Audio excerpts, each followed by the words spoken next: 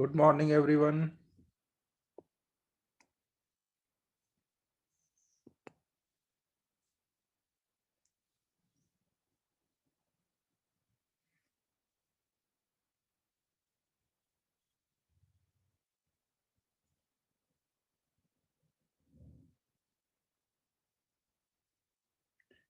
Last class में तो कोई होमवर्क नहीं दिया था ना, बस रिवीजन करने को ही बोला था।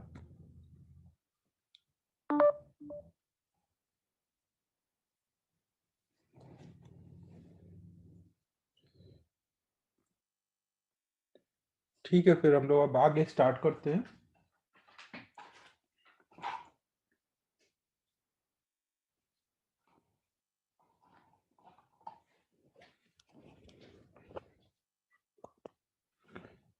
लास्ट क्लास में देखो हमने इम्पल्स देखा था, इम्पल्स मोमेंटम थ्योरम देखा था, फोर्स के टाइप देखे थे, इम्पल्सिव फोर्स और नॉन इम्पल्सिव फोर्स ना। हमने एक तो इम्पल्स निकालना देखा था। इम्पल्स हम कैसे निकालते हैं, इंटीग्रल एफ डी टी। अगर फोर्स वेरिएबल है, कांस्टेंट है, तो एफ इंटू टाइम। फिर इम्पल्स मोमेंटम थ्योरम देखा था, इम्पल्स बराबर होता है डेल्टा पी, इम्पल्स का डायरेक्शन और फोर्स का डायरेक्शन सेम डायरेक्शन में होगा ना। फिर इम्पल्स के बेसिस पे हमने फोर्स के टाइप देखे थे। दो टाइप हमने देखे थे, इम्पल्सिव फोर्स और नॉन इम्पल्सिव फोर्स।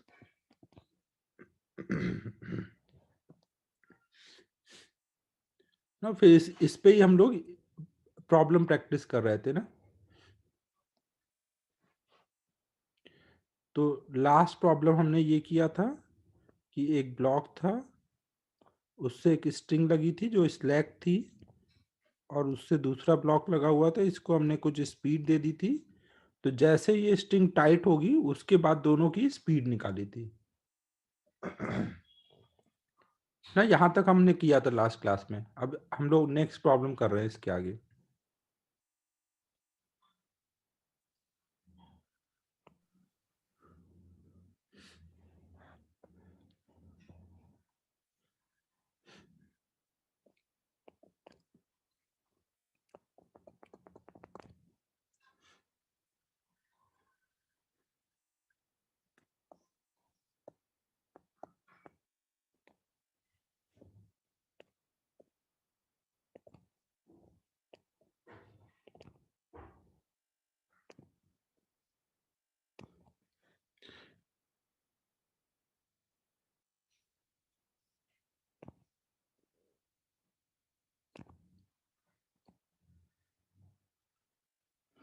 सपोज एक हमारे पास 2L लेंथ की स्ट्रिंग है, स्ट्रिंग की लेंथ 2L है ना।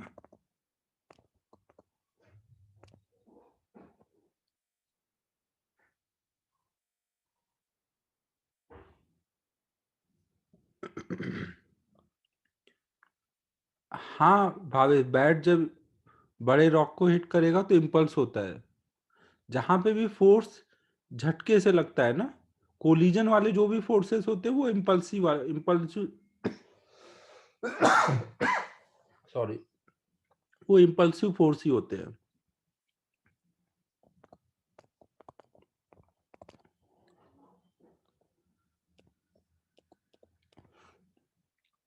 ये देखो हमने एक m मास का ब्लॉक लिया हुआ है, उसको स्मूथ टेबल पे रखा हुआ है,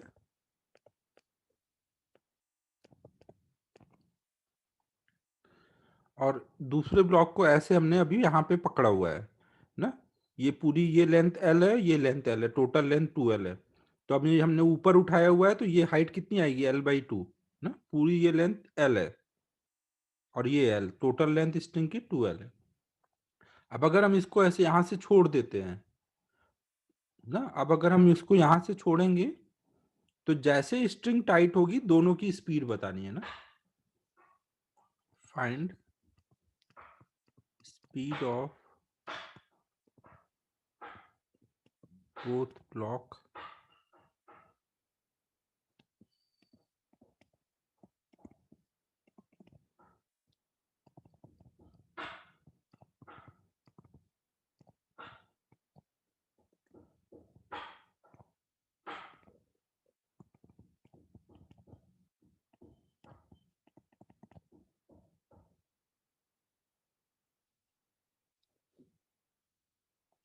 ठीक है, प्रॉब्लम सबको क्लियर होगा, ट्राई करो अब।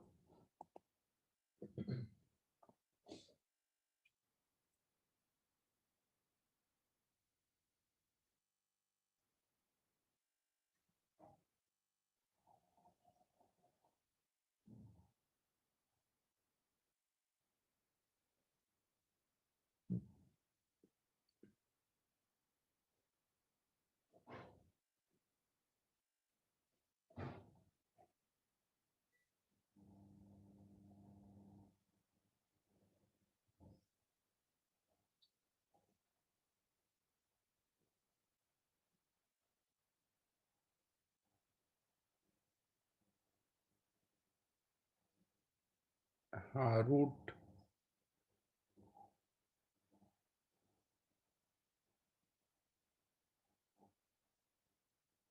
GL/2, हाँ ठीक है।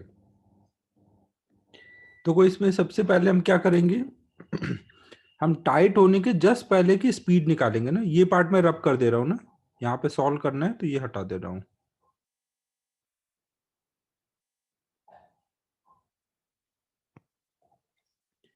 ना। ये जब टाइट होने के जस्ट पहले क्या हो रहा होगा, पहले ये वाला पार्ट सीधा होगा ना, नीचे आता जाएगा, कुछ ऐसे आ जाएगा। तो ये लेंथ L/2 है, तो ये नीचे कितना आ जाएगा, L/2। नहीं, ये यहां से यहाँ कितना आ जाएगा, L/2। तो टोटल नीचे कितना गिरा, L/2 प्लस L/2। टोटल ये ब्लॉक कितना नीचे आया है, टोटल वो L नीचे आया ना। तो अगर कोई भी चीज h हाइट नीचे गिरती है तो उसकी स्पीड कितनी हो जाती है, हमें पता है। अगर कोई भी चीज नीचे h गिरेगी तो √2gh उसकी स्पीड हो चुकी होगी। तो जस्ट टाइट होने के पहले अगर उसकी स्पीड हम मान लेते हैं u है, तो u की वैल्यू कितनी बोलेंगे, √2gh। h की वैल्यू कितनी है यहाँ पे, l ना। टोटल वो l हाइट नीचे गिरा है, ये टाइट होने के जस्ट पहले की स्पीड है। और जैसे स्ट्रिंग टाइट होगी उसके बाद क्या होगा, स्ट्रिंग जैसे ही टाइट होगी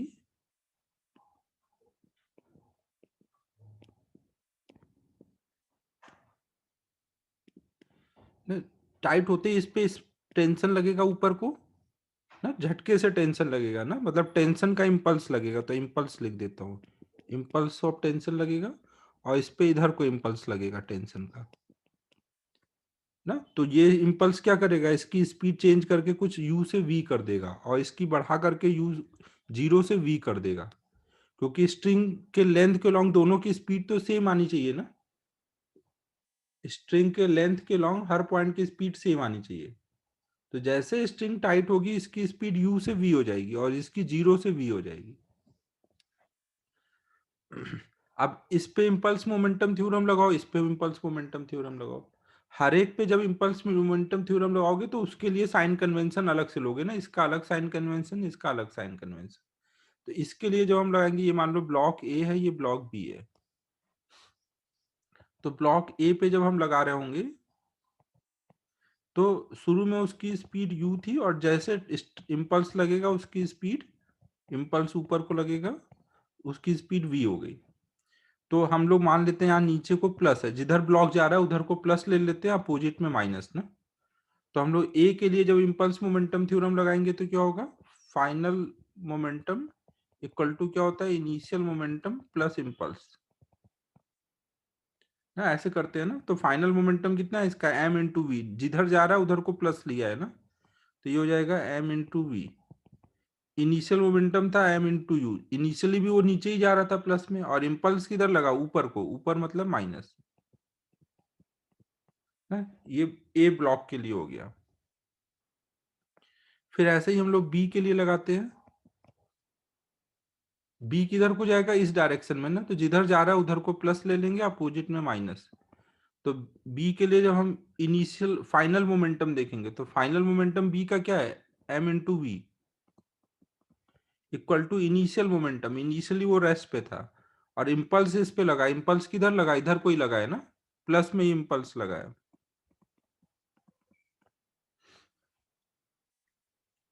अब अगर हम इक्वेशन 1 और 2 को ऐड कर देते हैं,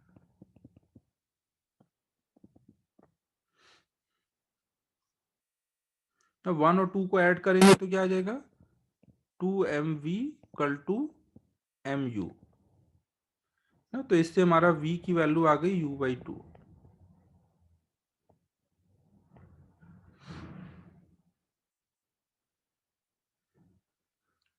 ना। और u की वैल्यू कितनी है? √gl, √2gl/2।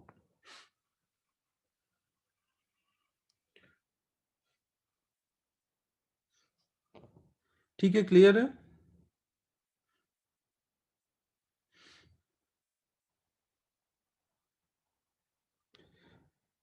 अब देखो, इसको सॉल्व करके एक चीज और समझ आई कि स्ट्रिंग वाले क्वेश्चन में हमेशा क्या होगा, दोनों एंड के इम्पल्स जो होंगे जब इक्वेशन ऐड होगी तो वो कट जाएंगे ना। दोनों एंड पे जो इम्पल्स होंगे वो कट जा रहे हैं।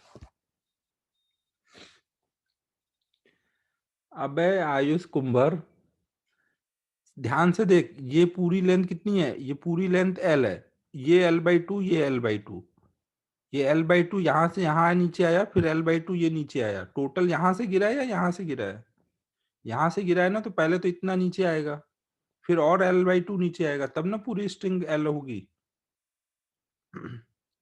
तो कितना नीचे गिरा, L/2 या एल? तो अब देखो, आप स्ट्रिंग के लेंथ के लॉन्ग जब भी ऐसे इम्पल्स मोमेंटम थ्योरम लगा के इक्वेशन ऐड करोगे तो ये इम्पल्स हमेशा क्या होंगे, एक एंड का प्लस हो रहा होगा, एक का माइनस, और कट जाएगा। तो मतलब हम डायरेक्ट ऐसे भी कर सकते हैं कि स्ट्रिंग के लेंथ के लॉन्ग दोनों ब्लॉक का मोमेंटम कंजर्व करा दें। स्ट्रिंग के लेंथ के लॉन्ग ना, ये देख लो, ये फाइनल मोमेंटम स्ट्रिंग के लेंथ के लॉन्ग लिखा हुआ है दोनों का, और ये इनिशियल मोमेंटम लिखा है। तो हम आगे से जल्दी सॉल्व करने के लिए ये शॉर्टकट लगाया करेंगे, स्ट्रिंग के लेंथ के लॉन्ग मोमेंटम कंजर्वेशन। ये नोट कर लो, फिर उसको अगले पेज पे लिखता हूँ।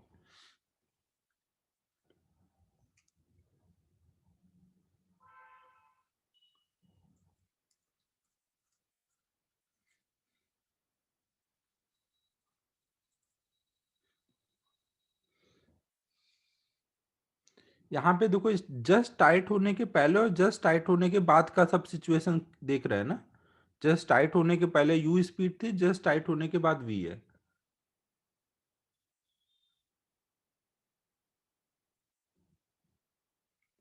यहाँ पे हमने ग्रेविटी का इफेक्ट नहीं लिया, बाहर से फोर्स mg लग रहा है, लेकिन mg का इफेक्ट कोई आएगा यहाँ पर? इस थ्योरम को लगाने में जस्ट टाइट होने के पहले और जस्ट टाइट होने के बाद, अभी बता रहा हूँ भावे, शॉर्टकट वाला अभी बता रहा हूँ। ग्रेविटी, ये जो टाइट होने का प्रोसेस है वो कितनी देर में होगा? हाँ, it is not non impulse, it is, हाँ, नॉन इम्पल्सिव फोर्स ना। जहां इम्पल्सिव फोर्स लग रहे होते हैं तो एक छोटे से dt टाइम में नॉन इम्पल्सिव फोर्स का इफेक्ट लेने की जरूरत नहीं होती है ना।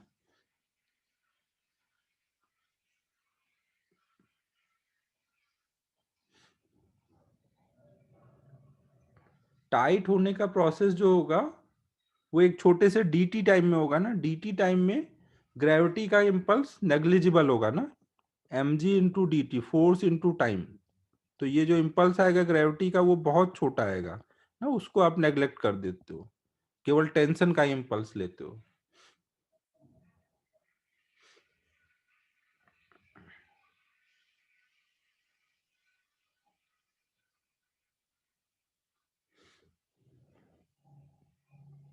ये नोट हो जाए तो बताओ, फिर वो दूसरा शॉर्टकट बताता हूँ।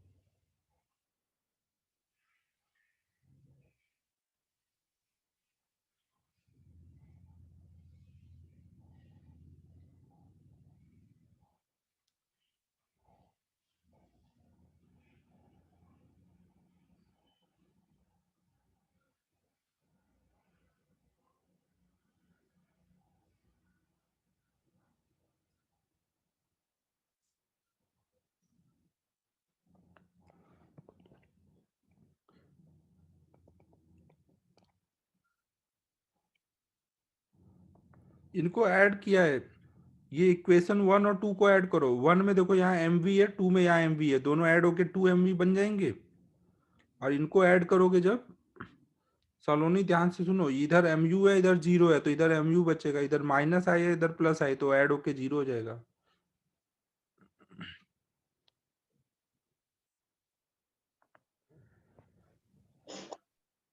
अब देखो इसी को हम लोग ऐसे भी सोच सकते थे,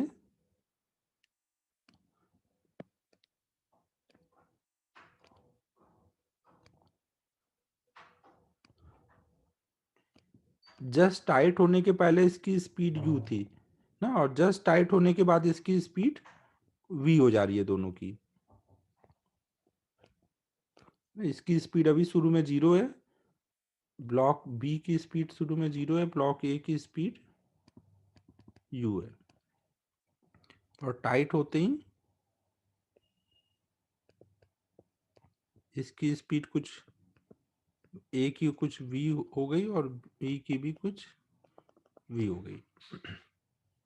तो अब देखो यहाँ पे अगर हम स्ट्रिंग के लेंथ के लॉन्ग मोमेंटम लिखें, क्योंकि स्ट्रिंग के लेंथ के लॉन्ग ही स्ट्रिंग का टेंशन लगेगा, तो जो जब इम्पल्स स्ट्रिंग के लेंथ के लॉन्ग लेंगे और इम्पल्स मोमेंटम थ्योरम लगाएंगे, तो हमने इक्वेशन में ऐड किया तो आई कट गया ना, देखो पीछे आई कट जा रहा है।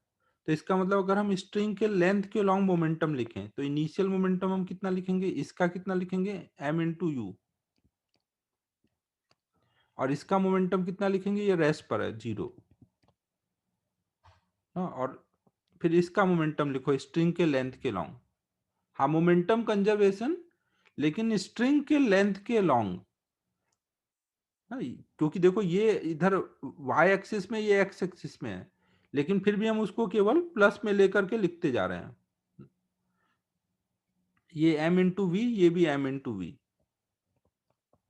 स्ट्रिंग के लेंथ के लॉन्ग मोमेंटम को प्लस में लिखते जाओ और सबको ऐड कर लो, स्ट्रिंग के लेंथ के लॉन्ग ना, और फिर मोमेंटम कंजर्वेशन करा दो।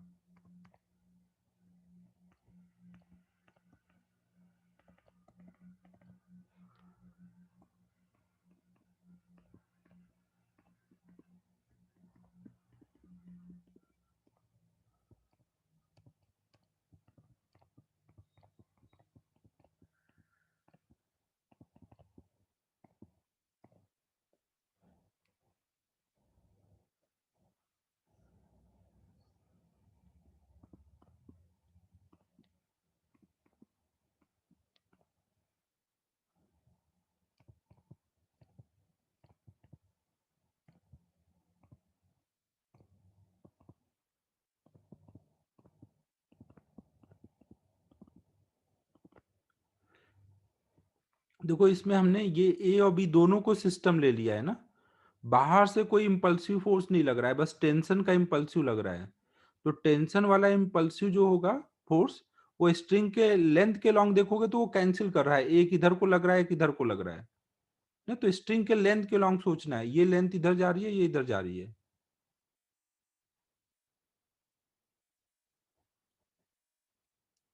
ना, तो ये एक दूसरे को कैंसिल कर रहे हैं। अगर हम लेंथ के लॉन्ग सोचें तो हम लेंथ के लॉन्ग इसका मोमेंटम लिखेंगे, इसका मोमेंटम लिखेंगे और कंजर्व कर देंगे। हाँ, इनिशियल इंटरनल फोर्स है इसलिए ऐसा हो गया।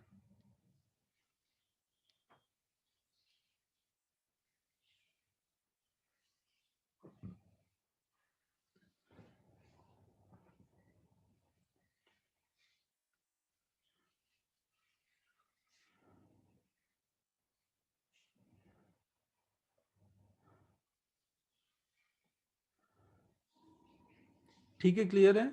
इनिशियल मोमेंटम लिखा है, फाइनल मोमेंटम लिखा है। ये ध्यान रखना है स्ट्रिंग के लेंथ के लॉन्ग। देखो ये 2D में है, चल रहा है ना, ये इधर जा रहा है ये इधर जा रहा है, पूरे को दोनों को एक साथ देखेंगे तो 2D का क्वेश्चन है। अगर एक साथ देखोगे, हाँ, बस बाहर से फोर्स नहीं लगना चाहिए प्रथम, बाहर से कोई इम्पल्सिव फोर्स नहीं लगेगा तो हम ऐसा कर सकते हैं, लेकिन हमने यहाँ पे स्ट्रिंग के लेंथ के लॉन्ग, जिधर ये चल रहा है उधर को प्लस लिया, जिधर ये चल रहा है उधर को प्लस लिया, और ऐसे 2D के क्वेश्चन को भी 1D का लेते हुए मोमेंटम लिखा और ऐसे सॉल्व कर दिया।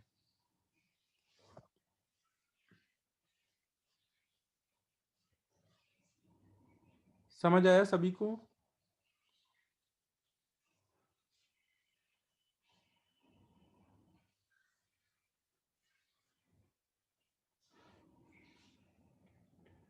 एक और इसी टाइप का प्रॉब्लम कर लेते हैं, फिर कोलिजन स्टार्ट करेंगे। ये लाइन लिख लो ना, शॉर्टकट के लिए ये लाइन ध्यान रखनी है कि अगर बाहर से इम्पल्सिव फोर्स नहीं लग रहा है तो स्ट्रिंग के लेंथ के लॉन्ग मोमेंटम कंजर्व कर सकते हैं ना। स्ट्रिंग का लेंथ कैसे भी हो सकता है, अगर स्ट्रिंग ऐसे जाके ऐसे गई है तो इधर को ये एंड जा रहा है, ये एंड इधर जा रहा है, तो इधर को प्लस इधर को प्लस लेकर के मोमेंटम लिख देंगे।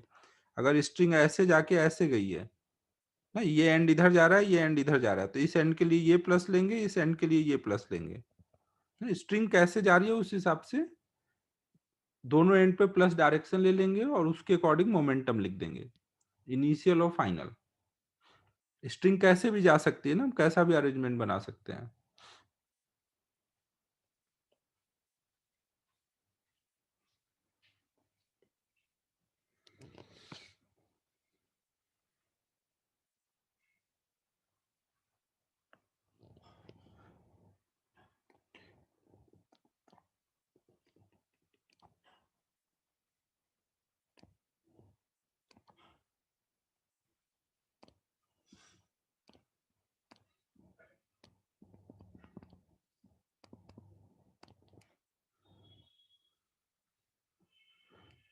ये जो हमने किया, ये जस्ट टाइट होने के पहले और जस्ट टाइट होने के बाद के लिए बोल रहा हूँ, कंजर्व कर सकते हो ना।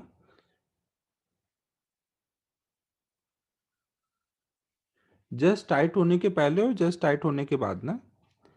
देखो, जो एक छोटे से dt टाइम में ही ग्रेविटी का आप इम्पल्स नेग्लेक्ट कर सकते हो ना। टाइम अगर बड़ा हो जाएगा, थोड़ी देर बाद गिरने के थोड़ी देर बाद देखोगे तब चीजें चेंज होगी ना, ग्रेविटी स्पीड बढ़ाती जाएगी, क्योंकि तब इम्पल्स नेग्लिजिबल नहीं होगा ना। जस्ट टाइट होने के पहले और जस्ट टाइट होने के बाद में आप नेग्लेक्ट कर सकते हो।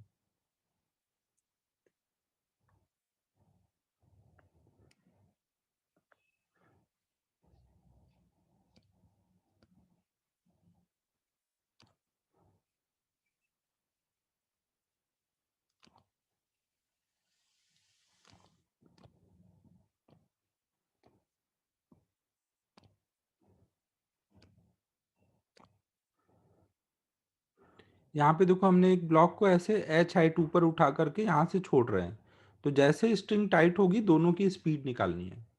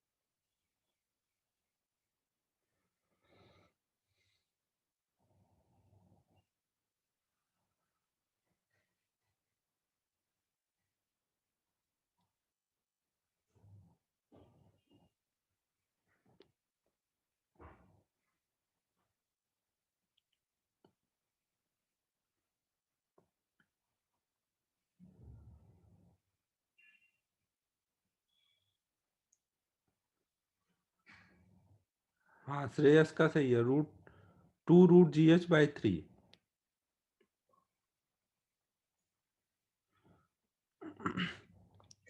ये नीचे कितना गिर जाएगा, पहले तो ये अगर एच है तो ये भी सीधा जब गिरेगा तो एच ऐसे आ जाएगा, तो टोटल नीचे कितना आया। पहले तो ये वाला पार्ट जब इधर खुल के आ जाएगा एच, मतलब टोटल 2h नीचे गिरने के बाद उसकी स्पीड मान लो u हो गई। तो जस्ट टाइट होने के पहले स्पीड कितनी है, √2GH, एच कितना है 2H, कितना नीचे टोटल गिरा है 2H। जस्ट टाइट होने के पहले ये है, और टाइट होते ही क्या हो जाएगा, अब देख लो स्ट्रिंग यहाँ पे ऐसे गई हुई है ना, यहाँ पे स्ट्रिंग ऐसे गई हुई है ना, तो ये वाला एंड नीचे जा रहा है, जैसे टाइट होगा ये एंड ऊपर जाएगा, ये एंड नीचे को वी से जाएगा, ये एंड ऊपर को वी से जाएगा ना। तो अब हम लोग क्या करेंगे, स्ट्रिंग के लेंथ के लॉन्ग मोमेंटम लिख देंगे, initial momentum equal to final momentum. Initial momentum कितना है, इसका m इंटू यू है, और इसका 0 है ना, ये रेस्ट पर है। फाइनल कितना है, ये m इंटू वी, और ये 2m इंटू वी ना। तो इससे दोनों प्लस में ही होगा ना, ये एंड इधर जा रहा है तो इस डायरेक्शन में प्लस, और ये इधर जा रहा है तो इस डायरेक्शन में प्लस ना, हर एंड पे जिधर जा रहा है उधर को प्लस लेके लिखेंगे। तो इससे v की वैल्यू आ जाएगी u/3 ना, u की वैल्यू डाल दो।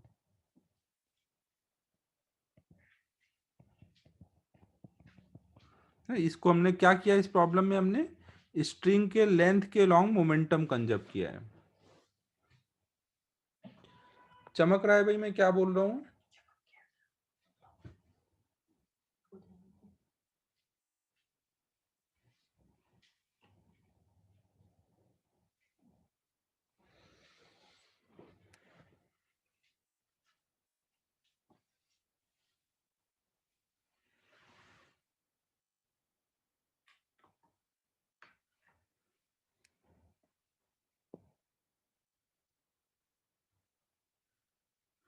हमेशा दोनों एंड पे जिधर स्ट्रिंग जा रही है उधर को प्लस लेके लिखना है ना।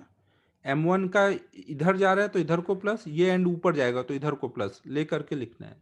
दोनों ब्लॉक का साइन कन्वेंशन अलग अलग होगा।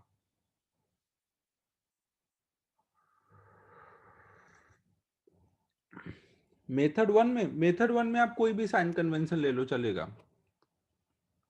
मेथड वन में कैसे भी साइन कन्वेंशन लो और v निकालो तो v की वैल्यू यही आएगी उससे।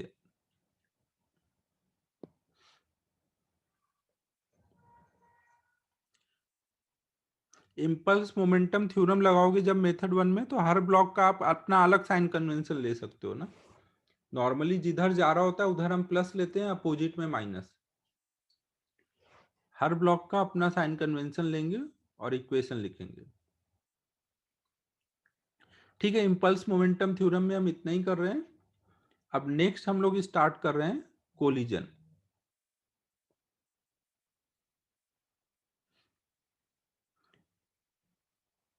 इस पे एक और करा देता हूं, फिर कोलिजन स्टार्ट करते हैं। एक प्रॉब्लम और कर लो।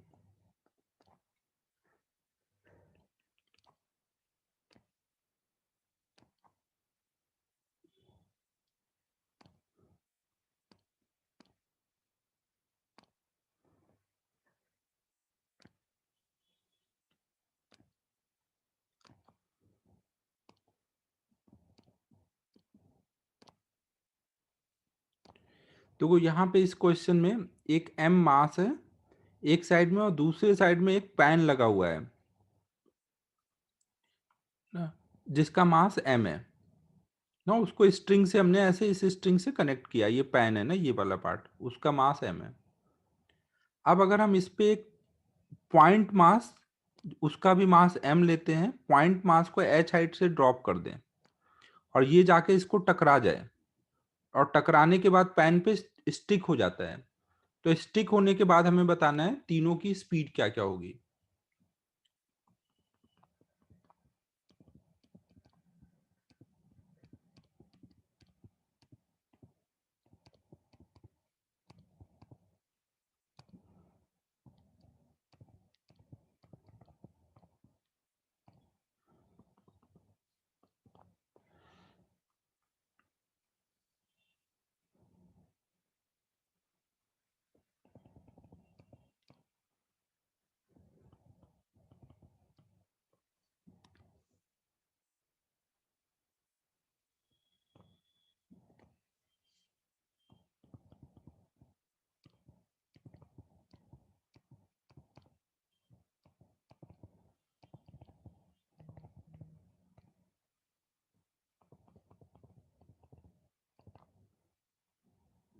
हाँ, पहले सब कुछ रेस्ट पे था, इधर मास सेम है ना, दोनों मास सेम है शुरू में, तो ये एक दूसरे को बैलेंस किए हुए हैं, सब कुछ रेस्ट पे है।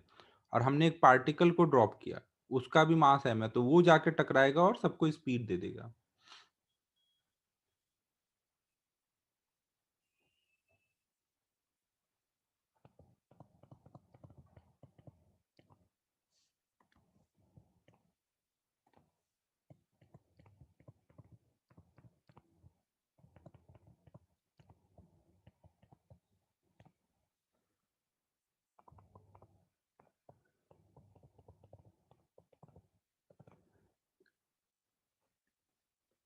हाँ, √2gh/3।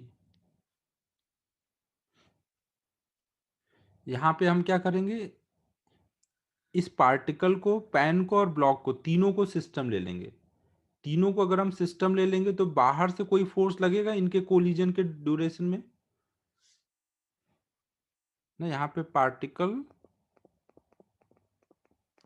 Plus pan plus block, ये हमारा सिस्टम हो गया ना। स्ट्रिंग भी सिस्टम का पार्ट है ना, स्ट्रिंग मासलेस है ना, स्ट्रिंग भी सिस्टम का पार्ट है। तो ये जब आपस में टकराएंगे तो ये आपस में फोर्स लगाएंगे ना, बाहर से कोई फोर्स नहीं लग रहा है।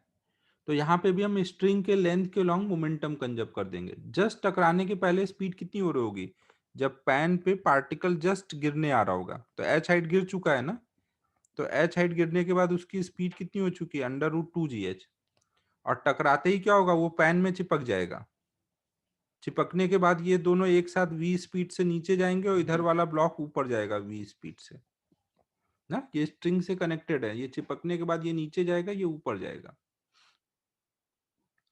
ना। और टकराने के पहले पैन रेस्ट पे था, केवल पार्टिकल चल रहा था ना। टकराने के पहले पैन और ब्लॉक रेस्ट पे थे, केवल पार्टिकल चल रहा था। तो तीनों को लेते हुए स्ट्रिंग के लेंथ के अलोंग मोमेंटम कंजर्व करा देंगे। Initial momentum equal to final momentum. Initial momentum कितना है, पार्टिकल की वजह से m × √2gh, पैन का 0, ब्लॉक का 0 ना। बाद में क्या होगा, ये दोनों टकरा के कितना मास बन जाएंगे, m + m, इसका मास अब टोटल कितना हो जाएगा, 2m। ये पूरा एक नया मास बन जाएगा ना। वो v स्पीड से नीचे जा रहा है और इधर वाला मास v स्पीड से ऊपर आ रहा है। तो v की वैल्यू आ जाएगी √2gh/3।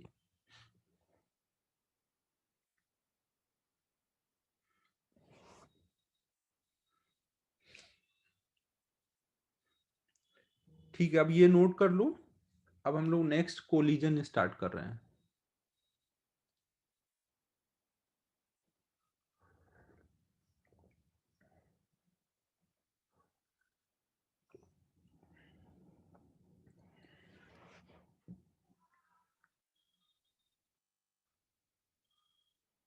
हाँ, इम्पल्स मेथड से करोगे तो, इम्पल्स मेथड से करेंगे तो जब ये टकरा रहे होंगे उस टाइम पर इस पे नॉर्म, इनके बीच का जो फोर्स होगा उसका इम्पल्स लगाना पड़ेगा। मतलब यहाँ पे दो इम्पल्स आएंगे, एक तो टकराने वाला इम्पल्स और उसी टाइम पे टेंशन का इम्पल्स। तो इम्पल्स मेथड से चाहे तो आप ट्राई करो ना, मैं उस वाले मेथड से पेपर पे लिख करके आपको पिक्चर उसका सेंड कर दूंगा। वो थोड़ा लेंदी जाएगा इस बार यहाँ पर।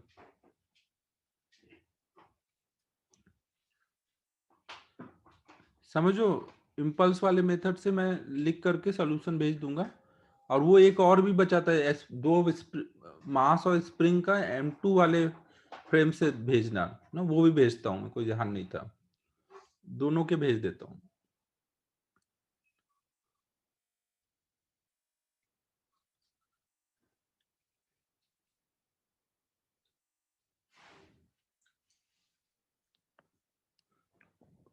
आप इस प्रॉब्लम को जब इम्पल्स से करोगे तो आपको इस मेथड की इंपॉर्टेंस समझ आएगी कि ये कितना इजी कर दे रहा है क्वेश्चन को। बिना इसके इम्पल्स से करोगे तो आपको बहुत सारी इक्वेशन लिखनी पड़ेंगी।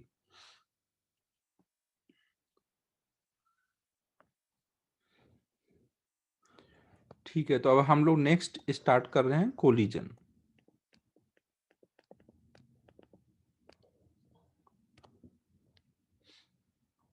कोलिजन काफी इंपॉर्टेंट टॉपिक है, इंटरेस्टिंग भी है। कोलिजन देखो होता क्या है,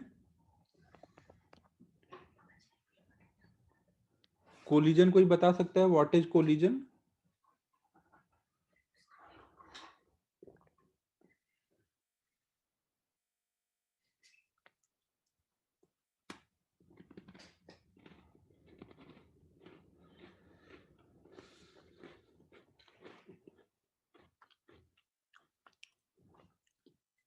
अबे सिद्धेश, रात में कोई आर्मी वाली मूवी देख के सोया था क्या? बम वम गिरा रहा है कोलिजन के नाम पे।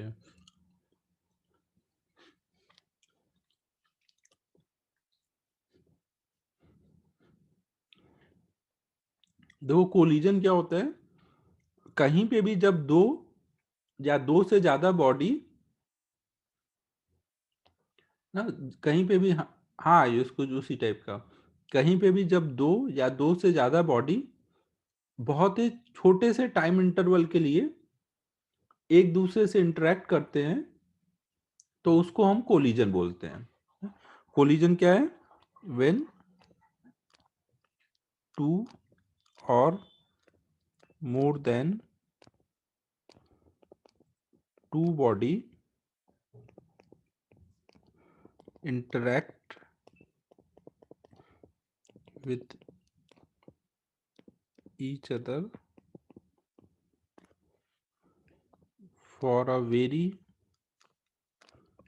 short interval of time.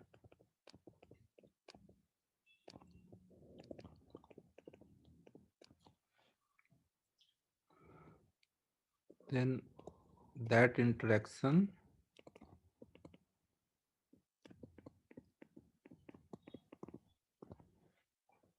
is called collision.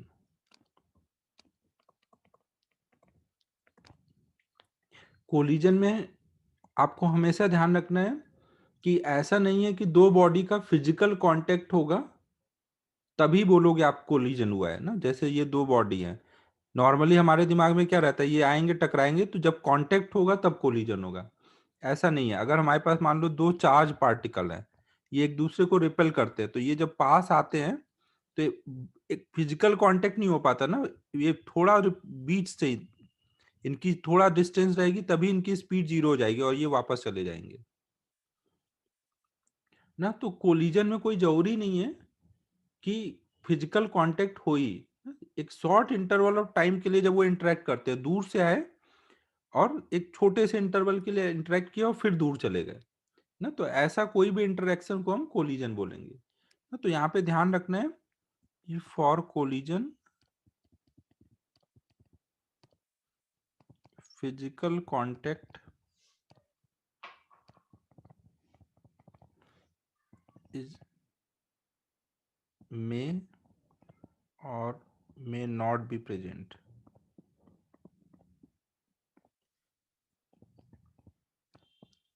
नहीं, ये स्टेटमेंट में कई बार पूछा गया है, कोलिजन में फिजिकल कांटेक्ट होना जरूरी है क्या? ना, ऐसा नहीं है।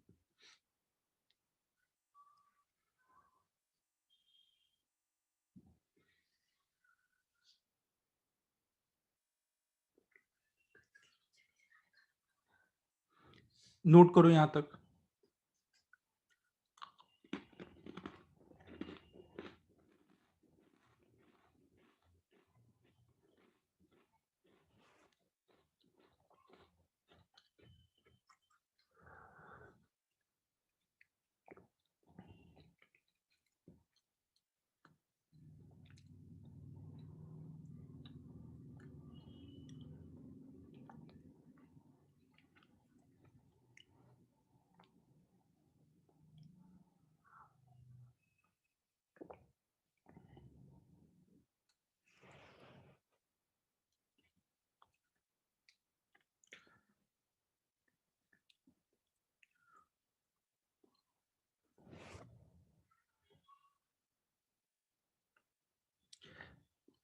प्रथम देखो, यहाँ पे मैं ये बोल रहा हूँ कि जब ये पास आए, तो जब क्लोज आए तो अचानक से इनके बीच का फोर्स बहुत ज्यादा लगेगा, लेकिन ये बिना एक दूसरे से कांटेक्ट किए रिपेल हो जाएंगे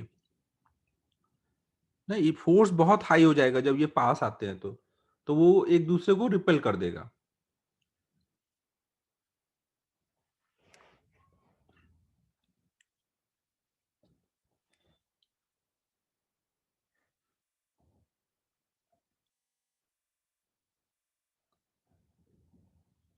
मैंने देखो एक एग्जांपल लिया, बट मैं जो बताना चाह रहा हूँ वो समझो ना, कि कोई भी ऐसी कंडीशन जहां पे दो बॉडी एक दूसरे के लिए साथ बहुत ही थोड़े से टाइम इंटरवल के लिए फोर्स लगाएं एक दूसरे पर ना। हो सकता है ये एग्जांपल उतना ना सूट कर रहा हो इस सिचुएशन में, बट जो मैं बोलना चाह रहा हूँ वो क्या है कि दो बॉडी बिना एक दूसरे से कांटेक्ट में आए भी एक दूसरे पे एक छोटे से टाइम इंटरवल के लिए फोर्स लगा सकते हैं। तो वो जो इंटरेक्शन होता है उसी को कोलिजन बोला जाता है।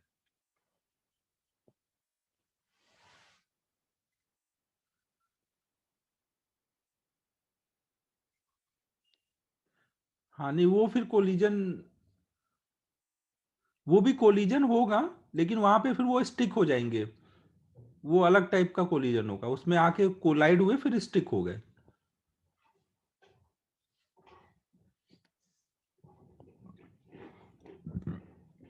अब देखो कोलिजन को, नहीं फोर्स लगाने का टाइम तो dt रहा ना, फिर वो स्टिक हो गए ना। प्लस क्यू माइनस क्यू मिलके फिर चार्ज जीरो हो गया मान लो ना। फोर्स तभी तक लगा ना जब वो टकराए। फिर देखो यहां पर कोलिजन को समझने के लिए हम लोग एक टर्म डिफाइन करते हैं, line of impact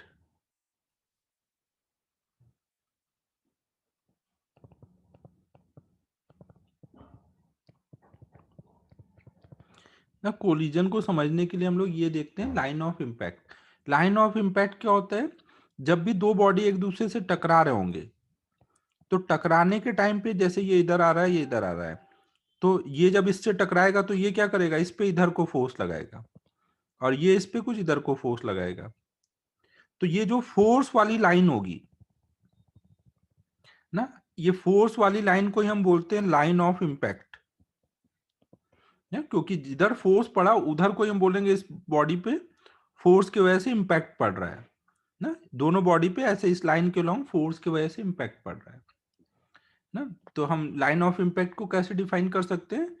it is a line along which force on bodies will act during collision।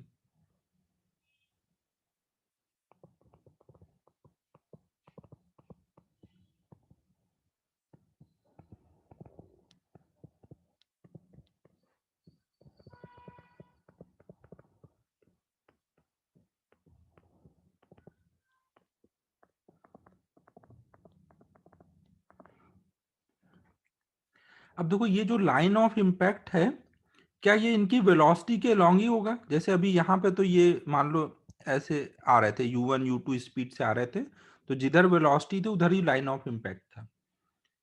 ये नोट कर लो। फिर अब देखते हैं अगले वाले डायग्राम में कि आप देखोगे कि लाइन ऑफ इम्पैक्ट वेलोसिटी से अलग डायरेक्शन में भी हो सकता है।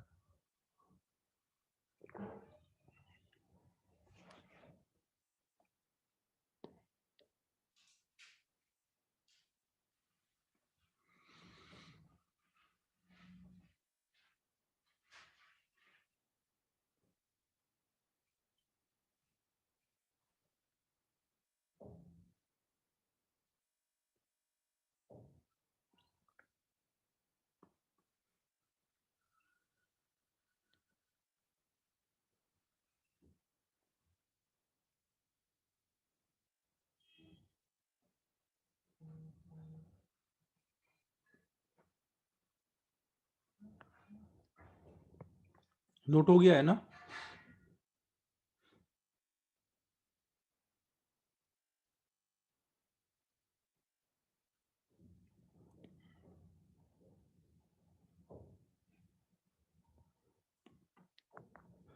देखो यहाँ पर जैसे ये पार्टिकल, ये एक स्फीयर है या ये एक बॉल मान लो, ये बॉल आके इससे टकराएगा, तो ये क्या करेगा, इस पे अपोजिट में फोर्स लगाएगा ना।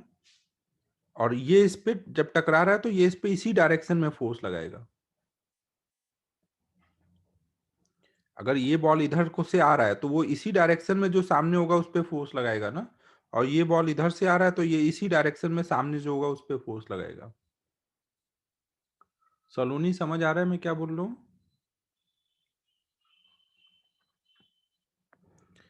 अभी हमने कोलिजन में जैसे देखा कि दो बॉल के बीच में कोलिजन, कोलिजन एक वॉल और एक बॉल के बीच में हो सकता है, एक स्पीयर जैसे ऐसे आके टकरा रहा है ना, तो इसकी वेलोसिटी वॉल के परपेंडिकुलर आ रही है। तो परपेंडिकुलर आके जब ये टकराएगा वॉल पे, तो वॉल क्या करेगा, इस पे ऊपर को फोर्स लगाएगा और इस पे नीचे को फोर्स लगाएगा। तो मतलब बॉल इस पे नीचे को लगाएगा ग्राउंड पे, और ग्राउंड इस पे ऊपर को लगाएगा। तो ये हमारा लाइन ऑफ इम्पैक्ट है यहाँ पर। तो यहाँ पे लाइन ऑफ इम्पैक्ट वेलोसिटी के लॉन्ग आया। लेकिन यहीं पे अगर मान लो ऐसा होता, हाँ हाँ तो भी होगा। अगर एक बॉल ऐसे आके टकरा रहा है ग्राउंड पे, जब ऐसे आके टकरा रहा होगा तो ये ग्राउंड स्मूथ है ना, तो ये किधर को फोर्स लगाएगा, ये आ रहा है इस डायरेक्शन में ना, और टकराने के बाद कुछ इधर को जाएगा, टकराने के बाद बॉल कुछ इधर चला जाएगा। तो यहाँ फोर्स किधर को लगेगा, ग्राउंड स्मूथ है, तो जब ये ग्राउंड के कांटेक्ट में आएगा तो फोर्स किधर को लगेगा, ऐसे ऊपर को, और ग्राउंड पे नीचे को। तो आप देख रहे हो यहाँ पर इसकी वेलोसिटी इस डायरेक्शन में थी ना, वेलोसिटी इस डायरेक्शन में थी, लेकिन फोर्स इधर को है, तो यहाँ लाइन ऑफ इम्पैक्ट ये है। तो लाइन ऑफ इम्पैक्ट वेलोसिटी के अलोंग भी हो सकता है, वेलोसिटी के अलोंग नहीं भी हो सकता है।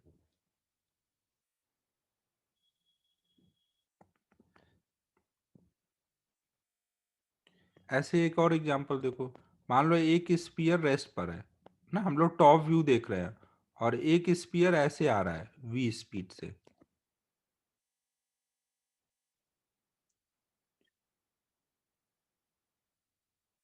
देखो ये जो ग्राउंड है ये मैंने स्मूथ ग्राउंड ले लिया है। स्मूथ ग्राउंड केवल किधर फोर्स लगा सकता है, अपने सर्फ जो सरफेस है उसके परपेंडिकुलर डायरेक्शन में ना, फ्रिक्शन नहीं है, तो वो एंगल पे फोर्स नहीं लगा सकता। अब स्पीयर ऐसे आके टकराएगा तो ये तो ऐसे ही फोर्स लगाएगा ना ग्राउंड, तो लाइन ऑफ इम्पैक्ट इधर को आया और इसकी वेलोसिटी इधर को थी। कभी कोई बॉल को ऐसे एंगल पे नहीं मारा है बॉल वॉल पे, कोई आपने वॉल लिया और इस पे एंगल पे एक बॉल फेंका, तो क्या होगा, ये ऐसे टकरा के कुछ ऐसे जाता है, तो ये जो वॉल है उसने फोर्स किधर लगाया, उसने फोर्स इधर को लगाया इस पे, और इसकी वेलोसिटी इधर थी। यहाँ पे देखो, यहाँ पे और समझ आएगा ये बात। जैसे एक स्पीयर है ना, और आपने एक दूसरे स्पीयर को वी स्पीड से फेंका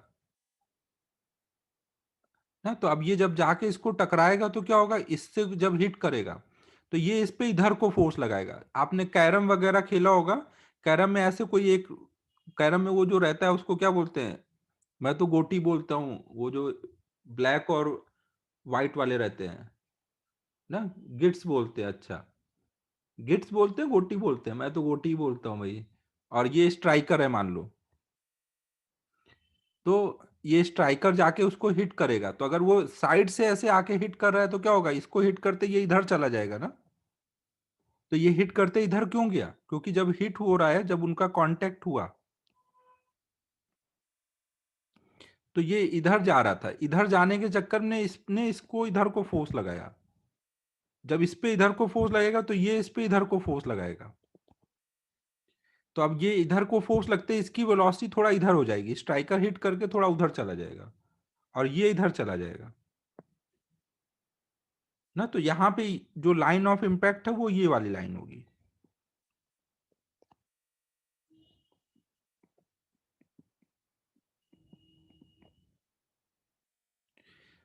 तो देखो, जब भी स्फेरिकल या सर्कुलर बॉडीज होंगे तो उनमें लाइन ऑफ इम्पैक्ट हमेशा आप देखोगे उसके सेंटर से ही पास हो रहा होगा लाइन ऑफ इम्पैक्ट। अगर दो सर्कुलर बॉडी हैं तो उनको सेंटर टू सेंटर जो ज्वाइन करने वाली लाइन होगी वही लाइन ऑफ इम्पैक्ट हो रहा होगा। अगर एक फ्लैट है और एक सर्कुलर है तो फ्लैट से नॉर्मल ड्रॉ करो जो इसके सेंटर से पास हो रही है। दोनों सर्कुलर है तो दोनों के centre to centre line join कर दो, वही लाइन ऑफ इम्पैक्ट वाली लाइन होगी। नहीं, यहाँ पे भी देखो वही चीज था, दोनों के सेंटर टू सेंटर ज्वाइन हो रही है लाइन।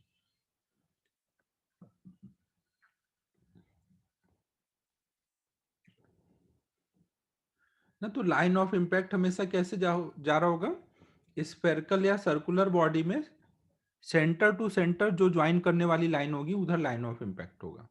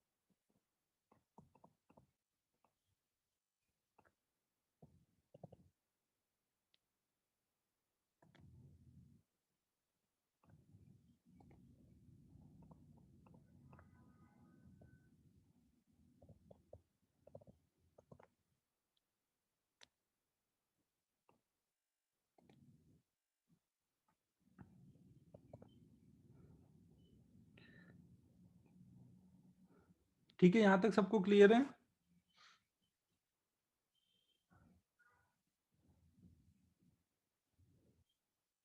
ये सारा डायग्राम बना लो।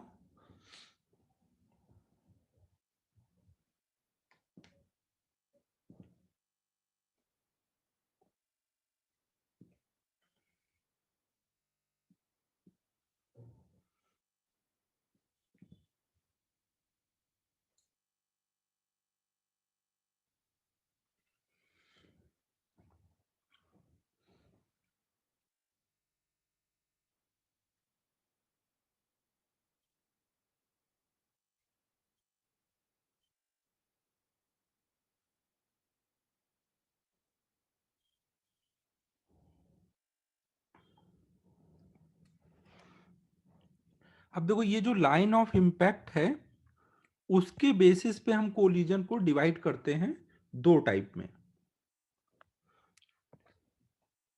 तो हम लोग अब नेक्स्ट देख रहे हैं टाइप ऑफ कोलिजन।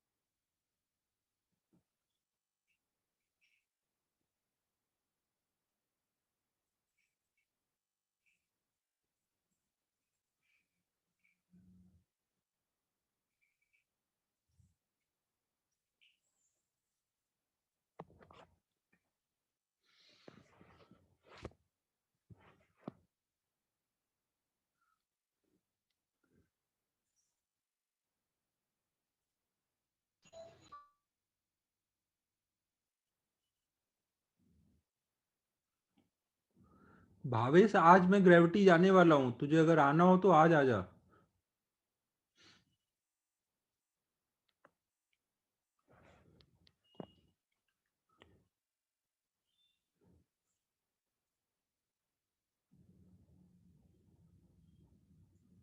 अरे भावेश को कुछ पूछना था इसलिए उसको आना था, वो कई दिन से पूछ रहा था कब जाएंगे।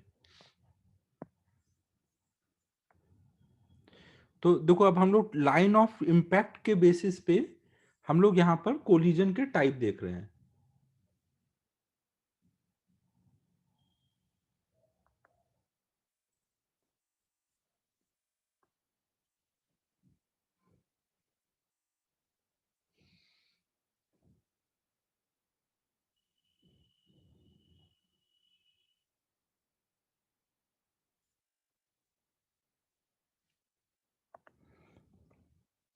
तो ये हम किस बेसिस पे अभी टाइप ऑफ कोलिजन देख रहे हैं? ऑन द बेसिस ऑफ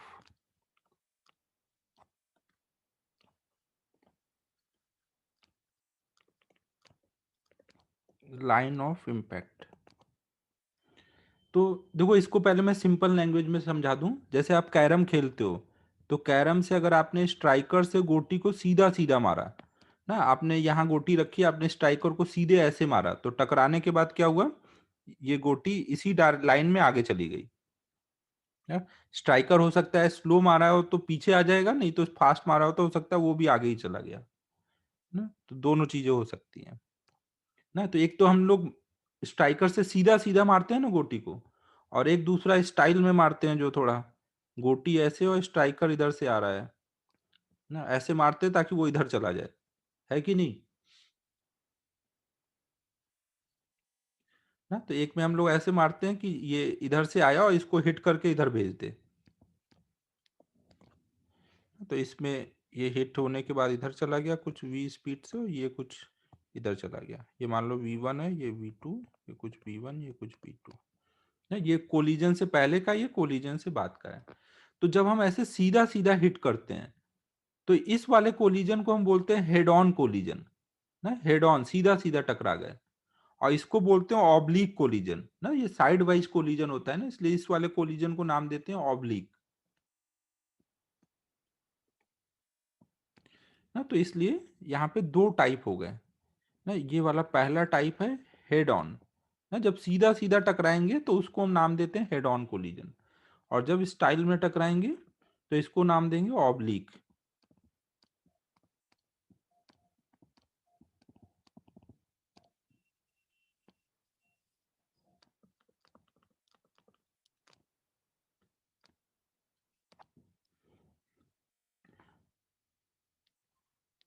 हाँ, तो अब हम लाइन ऑफ इम्पैक्ट के बेसिस पे क्या बोल सकते हैं कि हेड ऑन कोलिजन वो कोलिजन है, ये तो अपना लैंग्वेज हो गया भाई, सीधा सीधा प्रैक्टिकल जो डेली लाइफ में, और तिरछा टकरा गया ऐसे साइड वाइज।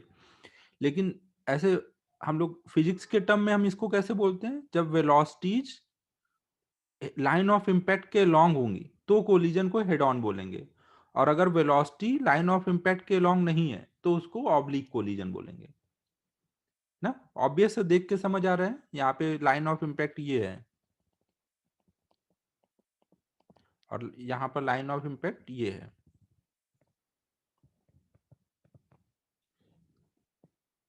तो इस बेसिस पे यहाँ नोट कर लेते हैं कि इफ velocities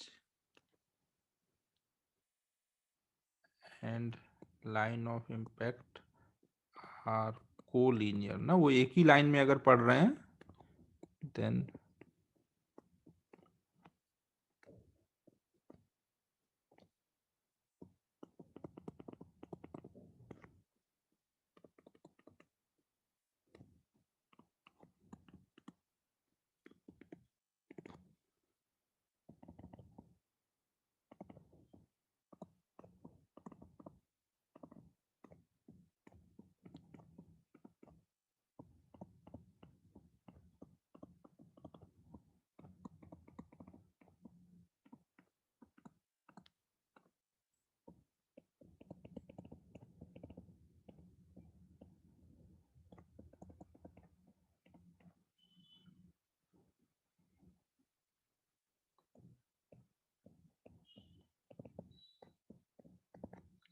नोट कर लो यहाँ तक।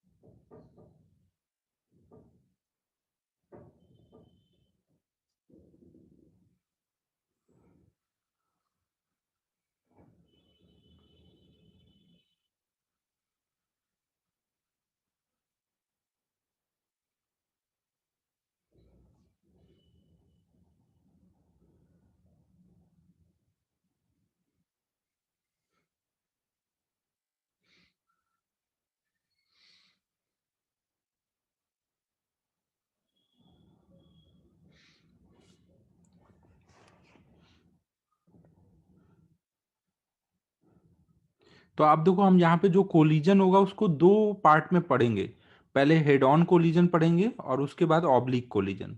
तो अभी हम लोग स्टार्ट कर रहे हैं head on collision.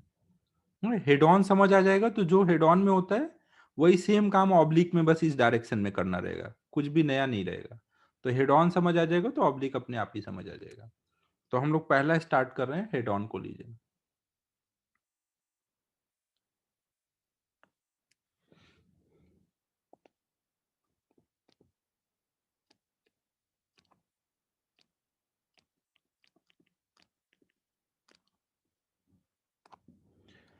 Head on collision में क्या है, मान लो हमारे पास दो मास हैं, वो ऐसे जा रहे हैं u1 u2 स्पीड से, इनके मास m1 m2 है ना। तो वेलोसिटी जो हमने ऐसे दिखाई है कि लाइन ऑफ इम्पैक्ट के अलॉन्ग रहे, ये हमने दिखाया बिफोर कोलिजन।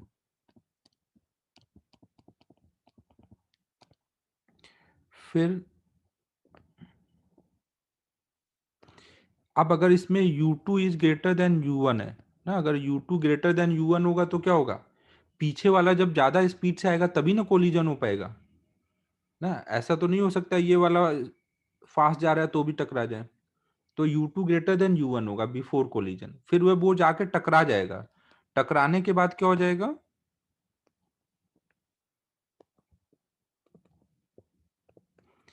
इसकी इधर को स्पीड मान लो कुछ v1 हो गई, इसकी स्पीड हो सकती है इस डायरेक्शन में हो या हो सकती है इस डायरेक्शन में, तो हमें नहीं पता।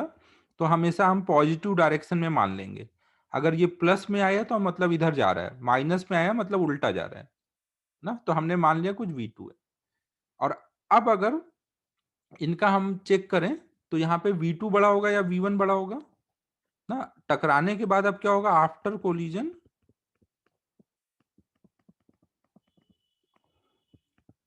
v1 ग्रेटर देन v2 हो जाएगा ना, क्योंकि ऐसा तो है नहीं कि बार बार जाके टकराता ही रहेगा।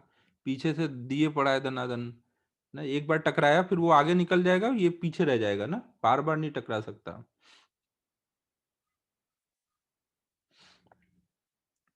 तो ये हमने हेड ऑन कोलिजन में ऐसा कुछ हो रहा होगा। अब अगर हम इसको सॉल्व करना को सोचें तो हम सॉल्व देखो कैसे करेंगे। अगर हम इन दोनों को एक सिस्टम ले लें, m1 m2 को एक हम सिस्टम ले लें, तो इस सिस्टम के लिए बाहर से कोई फोर्स लग रहा है कोलिजन में,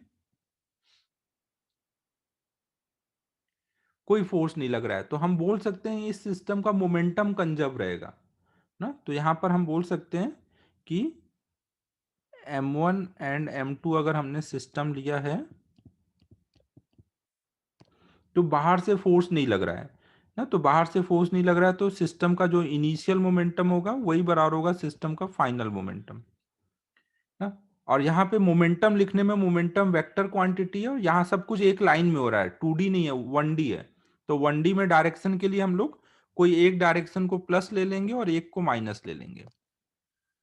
तो इनिशियल मोमेंटम पूरे सिस्टम का कितना बोलेंगे, m1 u1 m2 u2, और इसका कितना बोलेंगे m1 v1 m2 v2 ना, ऐसे आ जाएगा। ये एक इक्वेशन आ गई। यहाँ पे देखो टकराने से पहले का u1 u2 दिया है और हमें निकालना क्या है, टकराने के बाद का v1 v2 ना। हमें u1 u2 दिया है, v1 v2 निकालना है। तो दो अननोन है, v1 और v2 दो अननोन है, और इक्वेशन अभी कितनी आई, एक। तो दूसरी इक्वेशन कहां से आएगी, और क्या करें कि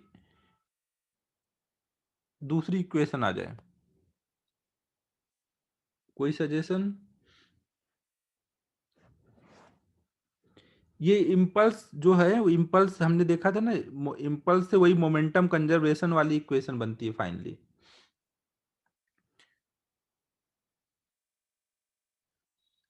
क्या कंजर्वेशन से देश, कंजर्वेशन मतलब क्या, मोमेंटम, एनर्जी, क्या, no change in centre of mass, उससे यही आएगा ना। ये देखो यही लिखा है m1 v1 plus m2 v2 upon m1 plus m2, ये VCM है इनिशियल, और यहाँ पे भी नीचे m1 प्लस m2 लिख दो, ये फाइनल VCM है। m1 m2 दोनों साइड से कट कर दो, VCM में चेंज नहीं है, ये वही चीज लिखी है। मोमेंटम कंजर्वेशन या फिर मोमेंटम में VCM में चेंज नहीं है, एक ही चीज है। तो अब दूसरा जैसे एनर्जी कंजर्वेशन, तो अब एनर्जी कंजर्व है या नहीं कोलिजन में, ये हमें नहीं पता। कोलिजन के भी एनर्जी के बेसिस पे टाइप होते हैं, वो अभी पढ़ेंगे हम लोग। कोलिजन, हर कोलिजन में एनर्जी कंजर्व ही होगी ऐसा नहीं होता है, तो हम एनर्जी कंजर्वेशन नहीं लगा सकते। तो अभी एनर्जी कंजर्व होगी तभी लगा सकते हैं ना, अभी हमें नहीं पता एनर्जी कंजर्व है या नहीं। मोमेंटम तो कंजर्व है, इतना हमें पता है।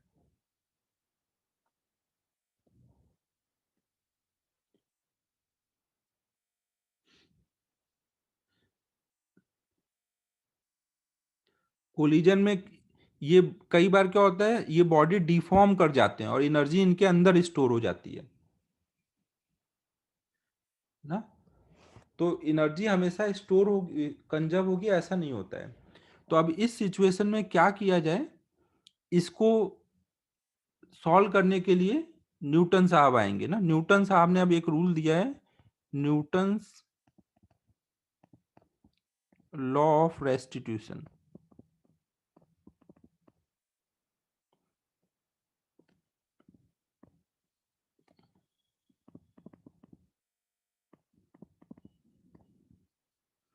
न्यूटन साहब ने हमें क्या बताया कि टकराने के बाद ये दोनों बॉडी एक दूसरे से दूर भाग रहे हैं, नहीं इनके बीच में अभी क्या है, रेट ऑफ अप्रोच या रेट ऑफ सेपरेशन, ये फास्ट भाग रहा है, ये स्लो भाग रहा है।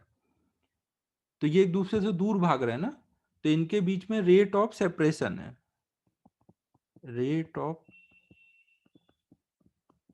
सेपरेशन ना, जिसकी वैल्यू कितनी होगी, v1 माइनस वी टू ना, v1 बड़ा है v2 छोटा है, तो हमेशा यहाँ मैग्नीट्यूड लिखना है। रेट ऑफ सेपरेशन मतलब हमें पता है दूर जा रहा है ना, तो यहाँ पे बस मैग्नीट्यूड बताना है।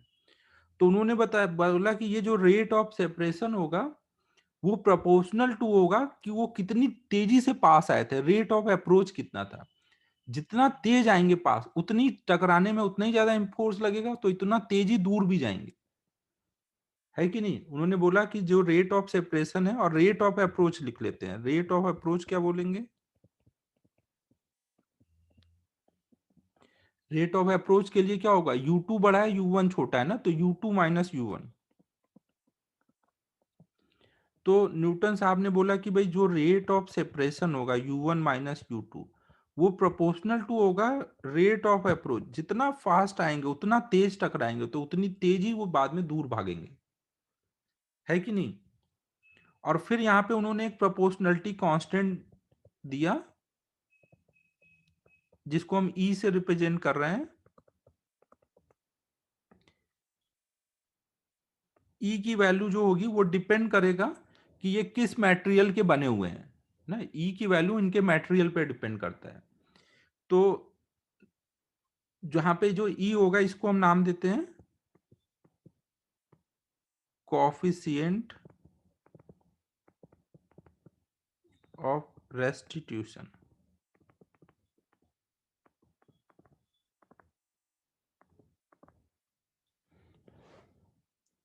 ठीक है, यहां तक बात समझ आ रही है मैं क्या बोल रहा हूं, नोट करो यहां तक।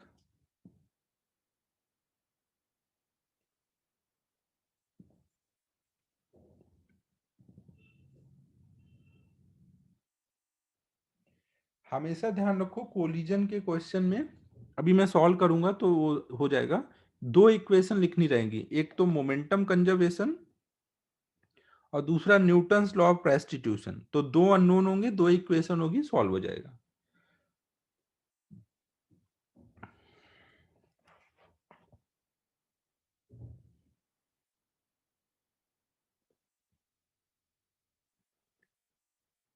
रेस्टिट्यूशन मीन्स क्या होता है, कोई बताओ।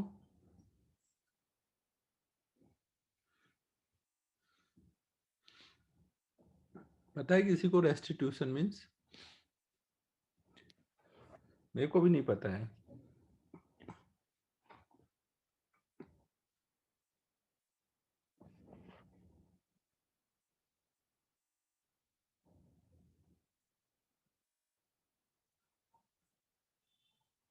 एक दूसरे से स्टिक होना ऐसा। हाँ ये होना चाहिए, रीस्टोरेशन होना चाहिए, ये यहाँ पे सूट कर रहा है, रीस्टोरेशन ये सूट कर रहा है, ये हो सकता है। हाँ हाँ, अब अभी आगे इसका हम जब वैल्यू वगैरह देखेंगे तो ये रिलेट हो जाएगा, रीस्टोरेशन से क्या मतलब है। पता नहीं यार, कभी मैंने उसका मीनिंग चेक ही नहीं किया क्या था, बट सही है, अच्छा मीनिंग है, उससे क्लियर हो रहा है वो। तो अब देखो हमने ऐसे दो इक्वेशन लिख लिए। अबे प्रथमेश, मेरा इंग्लिश में थोड़ा दिक्कतें रहती हैं, तुम लोग का तो इंग्लिश सही है, तुम लोग को तो पता हो सकता है। ये नोट हो गया, चलें अगले पेज पे।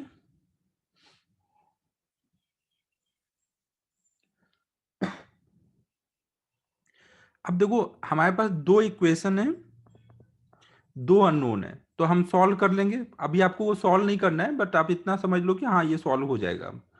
अब अगर ये सॉल्व हो जाएगा तो आप सॉल्व करके फाइनल काइनेटिक एनर्जी लिख सकते हो।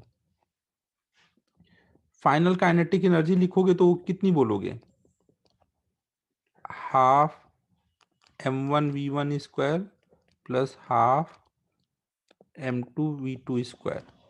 नहीं, ये फाइनल काइनेटिक एनर्जी आएगी। और इनिशियल काइनेटिक एनर्जी निकालो अगर, तो वो कितनी थी, half m1u1 plus half m2u2। पूरे सिस्टम की एनर्जी लिख रहे हैं ना, इनिशियल और फाइनल। तो हमेशा ये देखा गया कि जो फाइनल काइनेटिक एनर्जी मिलती है वो इनिशियल के इक्वल मिलती है या उससे कम मिलती है, कभी भी इससे ज्यादा नहीं हो सकती। अगर हम ये मान के चल रहे हैं कि यहाँ पे ये जो पार्टिकल है ये कुछ बॉम्ब वगैरह नहीं है कि टकराया और एक्सप्लोजन हो गया और इंटरनल एनर्जी आ गई ना, वो केस में तो एनर्जी बढ़ जाएगी बाद में, लेकिन हम यहाँ पार्टिकल लेके अगर चल रहे हैं जो एक्सप्लोड नहीं करेंगे, तो वहां पे हमेशा फाइनल काइनेटिक एनर्जी इनिशियल के बराबर हो सकती है या उससे कम हो सकती है, उससे ज्यादा नहीं होगी। तो मतलब या तो लॉस होगा काइनेटिक एनर्जी का या कोई लॉस नहीं होगा ना, गेन नहीं हो सकता। तो लॉस इन काइनेटिक एनर्जी अगर हम निकालें, loss in kinetic energy, loss का मतलब क्या हुआ, लॉस हमेशा इनिशियल माइनस फाइनल करके निकालते हैं ना, चेंज हमेशा फाइनल माइनस इनिशियल। और लॉस मतलब लॉस हमें पता है लॉस हो रहा है मतलब फाइनल कम है, तो हम बस यहाँ मैग्नीट्यूड निकालते हैं। हमें पता है लॉस हुआ है तो इनिशियल में से ही फाइनल का लॉस होगा। अब अगर हम इनकी वैल्यू यहाँ पे रख दें ना, आपको पूरा रखना नहीं है, मैं बस जैसे बता रहा हूँ वैसे समझो ना।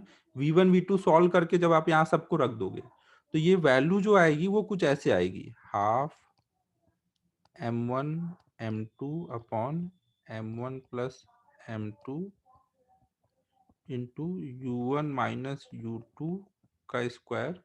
यहाँ पे ये डायरेक्शन के साथ होगा, अगर दोनों एक ही डायरेक्शन में तो दोनों प्लस में डालोगे, एक राइट में जा रहा है एक लेफ्ट में जा रहा है, तो उसको मतलब यहाँ डायरेक्शन के साथ लिखना है ना इनको, इंटू 1 - e²,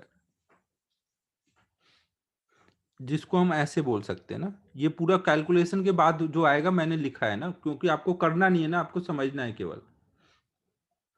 तो ये हो जाएगा half mu into you relative का स्क्वायर इंटू 1 - e²। ये ऐसा कुछ हमारा लॉस का एक्सप्रेशन आ जाएगा। तो ये लॉस का एक्सप्रेशन देख के आपको क्या समझ आ रहा है, यहाँ पे लॉस की वैल्यू जीरो कब होगी,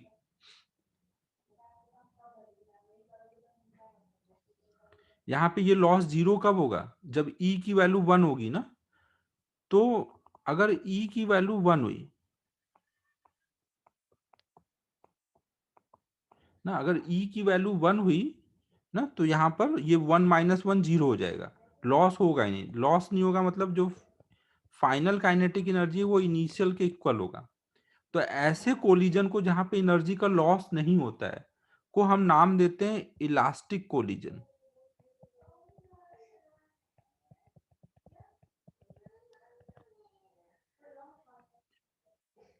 ई की वैल्यू जहां पे 1 होगी, दूसरा ई की वैल्यू अगर लेस देन 1 है तो वहां पे क्या होगा, इस यहाँ पे रखोगे तो ये कुछ ना कुछ प्लस में वैल्यू आएगी, मतलब कुछ ना कुछ लॉस आएगा।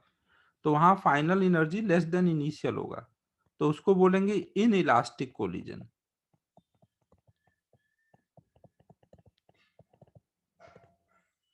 और लॉस मैक्सिमम कब हो पाएगा?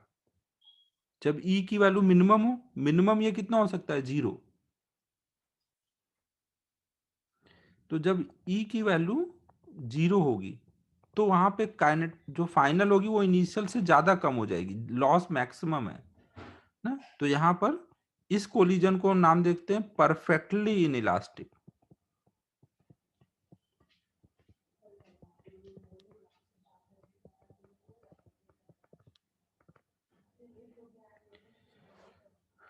तो कोलिजन को हमने एनर्जी लॉस हुआ है या नहीं हुआ है उस बेसिस पे भी डिवाइड किया है ना। उस बेसिस पे क्या है, अगर एनर्जी लॉस नहीं हुआ है तो इलास्टिक कोलिजन, लॉस हुआ है तो इन इलास्टिक। इन इलास्टिक में ये दोनों है ना। अगर मैक्सिमम लॉस है तो उस इन इलास्टिक को क्या नाम देते हैं? Perfectly in elastic. ठीक है, समझ आ रहा है?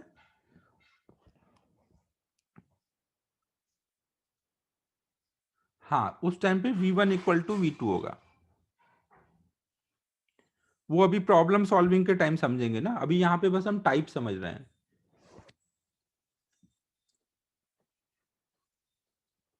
अभी ज्यादा दिमाग नहीं लगाने का, अभी सब बस नोट करते जाओ ना। अब देखो इसमें हमने क्या क्या समझा। यहाँ पे ये जो हम कोलिजन देख रहे हैं इसमें बॉडीज के बीच में कोलिजन हो रहा है। तो कभी भी ई की वैल्यू 1 से अगर ज्यादा हो गई तो यहाँ पे क्या हो जाएगा? लॉस नहीं, गेन दिखेगा। गेन तो हो ही नहीं सकता। मतलब ई की वैल्यू हमेशा 1 से 0 के बीच में ही होगी। ई का जो रेंज होगा कॉफिशिएंट ऑफ रेस्टिट्यूशन का, वो 0 से 1 के बीच में ही होता है ना। और ये किस पे डिपेंड करता है? E depends on material of colliding body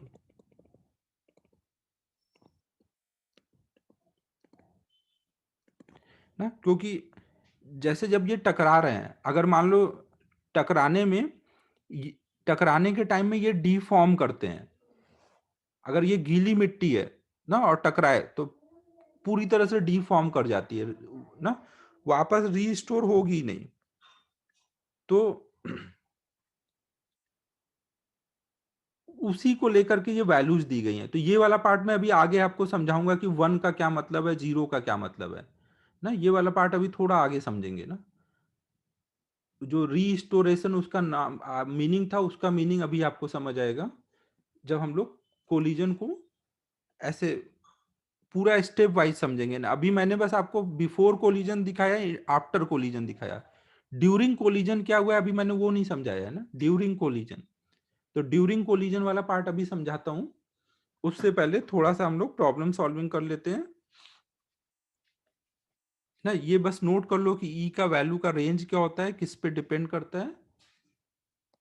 फिर कोलिजन होता कैसे, उससे हमें समझ आएगा कि 1 का क्या मतलब है, 0 का क्या मतलब है, वो समझते हैं। ये नोट करो।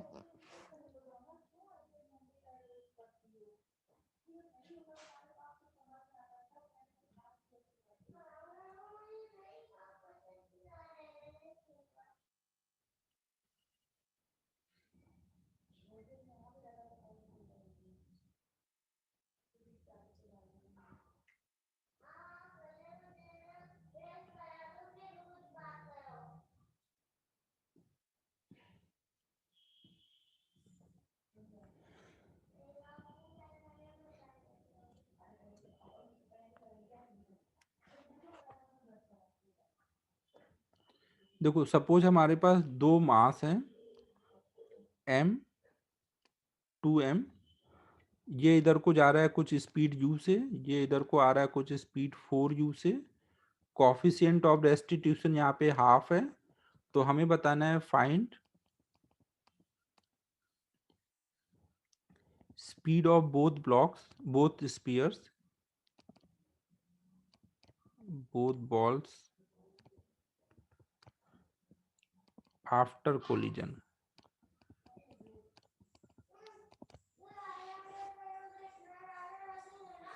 दो स्पीयर ये ऐसे हेड ऑन कोलिजन कर रहे हैं ना। तो पहले तो कोलिजन में स्पीड निकालना समझ लो। कैसे निकालोगे? मोमेंटम कंजर्वेशन और न्यूटन्स लॉ ऑफ रेस्टिट्यूशन लगा करके।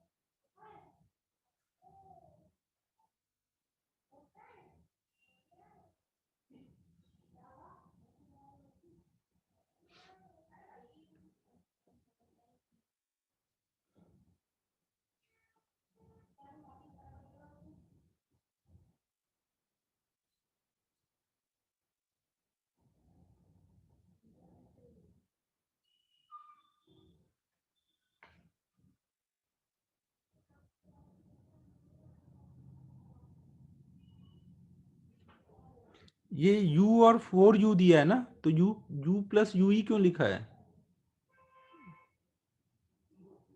ue क्यों लिखा है? u और 4u है। e की वैल्यू डाल दो ना, e की वैल्यू डालो, e की वैल्यू दी है ना क्वेश्चन में, हाफ।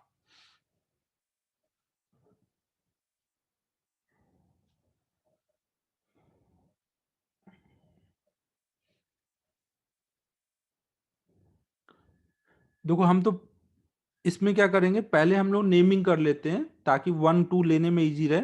हम लोग मान लेते हैं ये 1 वाला पार्टिकल है, ये 2 वाला पार्टिकल है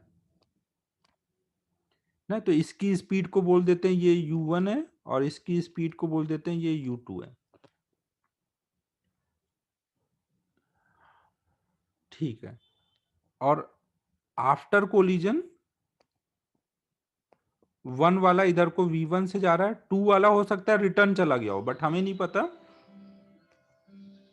तो हम उसको प्लस में ही मानेंगे, v2 इसी डायरेक्शन में मानेंगे ना। अगर v2 प्लस में आएगा तो मतलब वो सही है, अगर माइनस आया तो उल्टा गया है। अब हम लोग यहाँ पर दो इक्वेशन लगाएंगे, एक तो मोमेंटम कंजर्वेशन।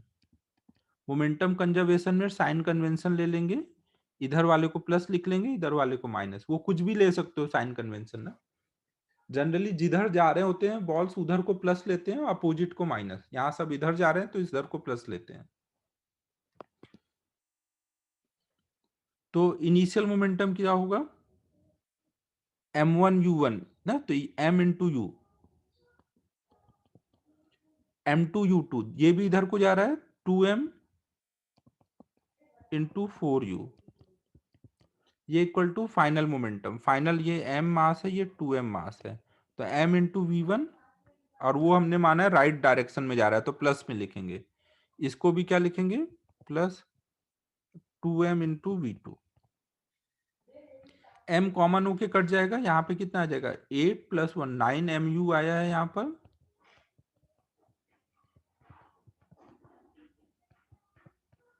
m कॉमन होके कट जाएगा तो v1 + 2v2 बराबर आया 9u। ये एक इक्वेशन आ गई।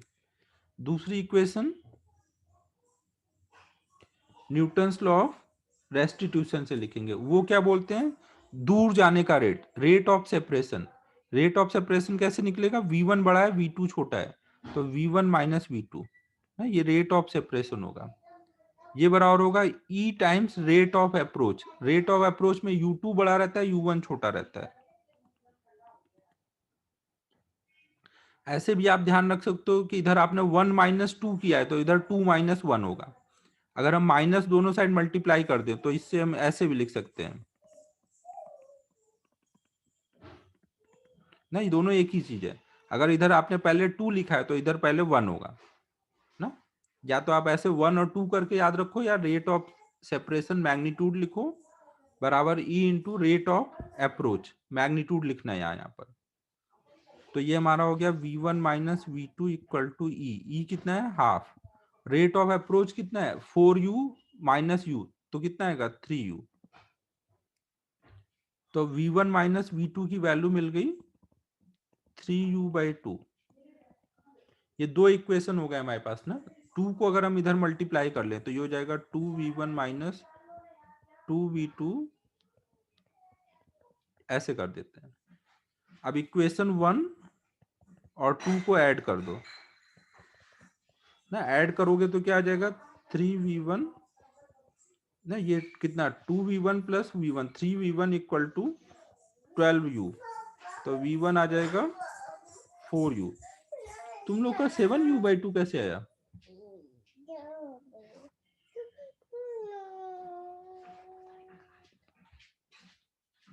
सही किया है ना मैंने सब?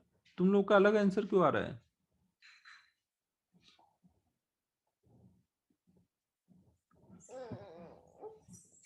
और v1 की वैल्यू जब, अच्छा हो सकता है, नहीं नहीं हाँ ठीक है।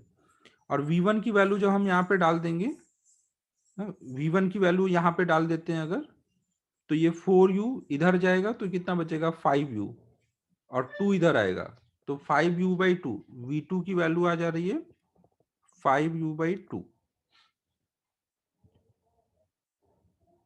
दोनों प्लस, ये v2 प्लस में आया ना, v2 प्लस में आया मतलब कोलिजन के बाद ये इधर को ही जा रहा है।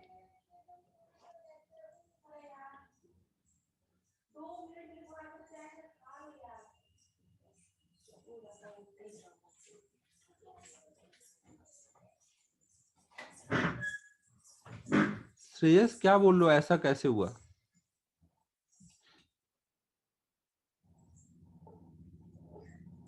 क्या डाउट है?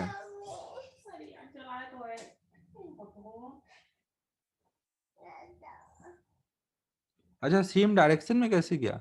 वो तो डिपेंड करेगा ना। अब देखो जैसे मान लो एक ट्रक आ रहा है, ट्रक के सामने एक छोटा सा बॉल आ जाएगा, तो बॉल को टकरा करके क्या ट्रक उल्टा चला जाएगा? वो डिपेंडिंग कि सामने कौन है ना, सामने कौन है उससे समझ आएगा ना।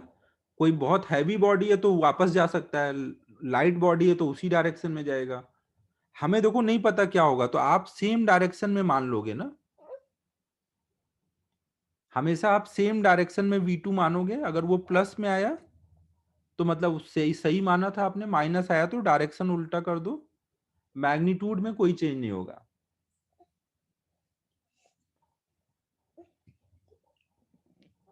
देखो ऐसे डायरेक्ट वो मत बोलो, क्योंकि वो इनके मास और वेलोसिटी का वो पूरा प्रोडक्ट लेकर के समझ आता है ना, केवल मास देख करके हम नहीं बोल सकते। एक हाँ फीलिंग आ जाती है कि सामने लाइट पार्टिकल है तो सीधा चला जाएगा। आप एज्यूम करके ही हमेशा सॉल्व करोगे। अच्छा यहाँ पे मैंने गड़बड़ किया है, नहीं नहीं एक सेकेंड, ये फास्ट होगा ये स्लो, सही किया है सही किया है। मैंने ये वाली इक्वेशन लिखी है ना, ये वाली। सरायु, मैंने ये समझाने के लिए दोनों लिखा था, यूज ये वाला क्या है।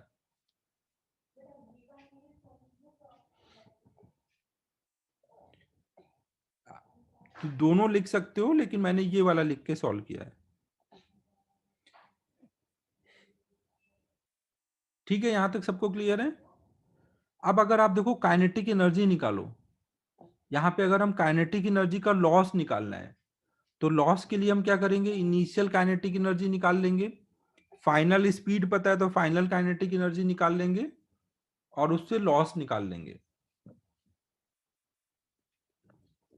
लेकिन लॉस इन काइनेटिक एनर्जी निकालने के लिए ज्यादा बेटर क्या होता है, आपको जो मैंने फॉर्मूला लिखाया हुआ है ना वो यूज करो, लॉस इन काइनेटिक एनर्जी। अगर मान लो आपको केवल लॉस पूछा होता, v1 v2 निकालना ही नहीं होता, तो आप क्या करते, half mu into you relative का स्क्वायर 1 - e² नहीं, इससे आपका टाइम बचेगा।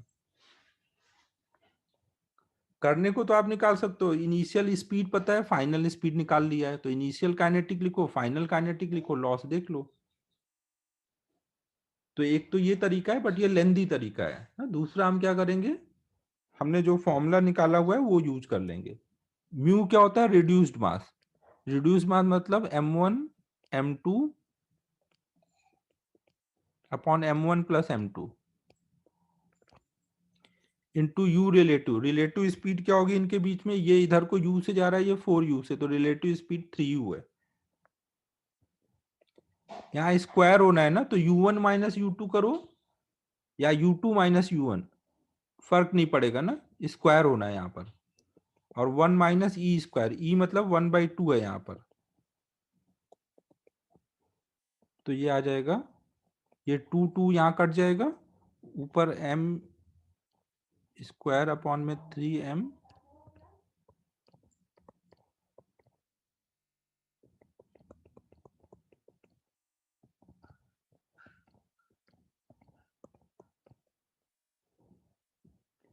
तो यहाँ पे 3/4 आएगा, तो 9/4 mu स्क्वायर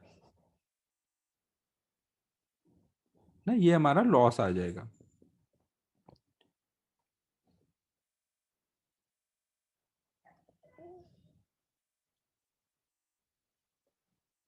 आज हम लोग आज की क्लास में यहीं तक करते हैं। अब टेस्ट में कोलिजन के पहले तक आएगा ना, कोलिजन छोड़ करके, कोलिजन के पहले तक आएगा, या कोलिजन डाल दे क्या, बेसिक क्वेश्चन ऐसे स्पीड वगैरह निकालने के, कल अभी और पढ़ लेंगे कोलिजन हम लोग।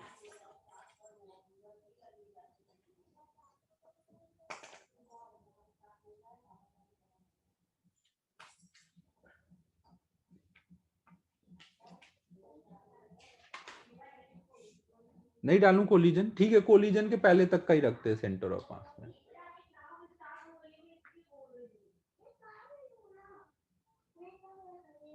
होमवर्क नोट कर लो, होमवर्क में 22 तक दिया था ना,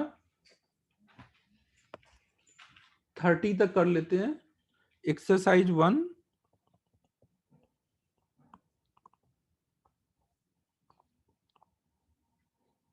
एक्सरसाइज 1 में क्वेश्चन नंबर 23 से 30 तक, ये अभी दिया नहीं है, ये वाला नहीं दिया, अभी हुआ है ये।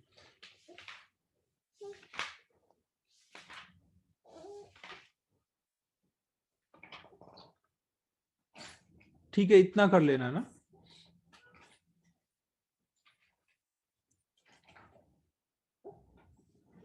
ठीक है, फिर क्लोज कर रहा हूँ। Bye everyone.